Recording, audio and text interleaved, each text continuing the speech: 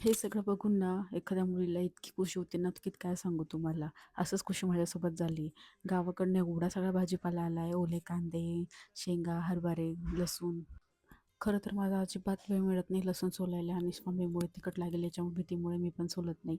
वेळ आला तसंच करते आणि आता सगळा भाजीपाला स्टोअर करायचा, भरपूर दिवस जाईल आणि खरंच खूप खुश झाले होते मी सगळं बघून. कारण हे गावाकडनं आलेलं ना, ह्याच्यातच मी जास्त खुश होते.